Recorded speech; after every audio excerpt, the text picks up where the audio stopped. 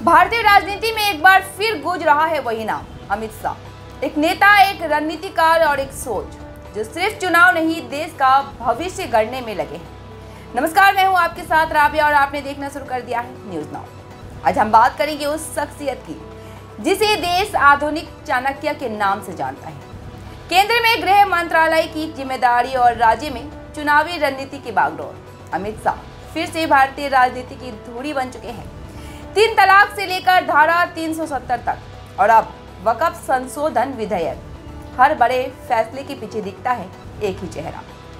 हाल ही में संसद में पारित वक्फ बिल को लेकर उन्होंने जो रणनीति अपनाई, उसने विरोधियों को चौंका दिया और पार्टी को एक और बड़ी वैचारिक जीत दिला दी। पार्टी सूत्रों के अनुसार अमित शाह 2025 के बिहार विधानसभा चुनाव की तैयारियों में जुट गए हैं, जहां भाजपा का लक्ष्य नीतीश कुमार के साथ गठबंधन को और मजबूत कर सत्ता में वापसी करना है। इसके अलावा 2026 में पश्चिम बंगाल और तमिलनाडु तथा 2027 में उत्तर प्रदेश की विधानसभा चुनावों में पार्टी की जीत सुनिश्चित करने के लिए शाह दिन रात रणनीति बना रहे हैं। उनका अंतिम लक्ष्य है एक राष्ट्र एक चुनाव की अवधारणा को साकार करना, जिसके लिए भाजपा हर राज्य में अपनी सरकार स्थापित करने की दिशा में काम कर रही है। 3 तलाक बिल, धारा 370 को हटाने और अब वक्फ बिल जैसे ऐतिहासिक सुधारों में अहम भूमिका निभाने वाले शाह का विजन स्पष्ट है। एक मजबूत, एकजुट और समृद्ध भारत। पार्टी कार्यकर्ताओं का कहना है कि शाह की ऊर्जा और समर्पण युवा नेताओं के लिए प्रेरणा है। जहां एक ओर वह केंद्र में गृह मंत्रालय की जिम्मेदारियों को बखूबी निभा रहे हैं, तो वहीं दूसरी ओर पार्टी संगठन को मजबूत करने में भी कोई कसर नहीं छोड़ रहे।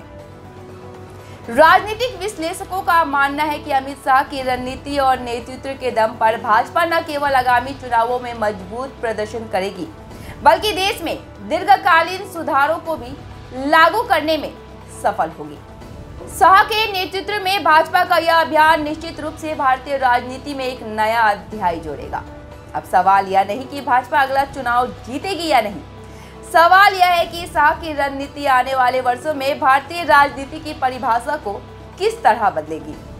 क्योंकि जब सोच बड़ी हो तो सिर्फ चुनाव नहीं बल्कि पूरा भविष्य बदलता है।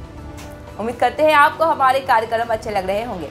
अगर आपको हमारे कार्यक्रम अच्छे लगते हैं तो न्यूज नाउ के पेज को ज्यादा से ज्यादा लाइक, शेयर और सब्सक्राइब करना ना भूलें। फिलहाल के लिए इतना ही। अब दीजिए मुझे इजाजत। धन्यवाद।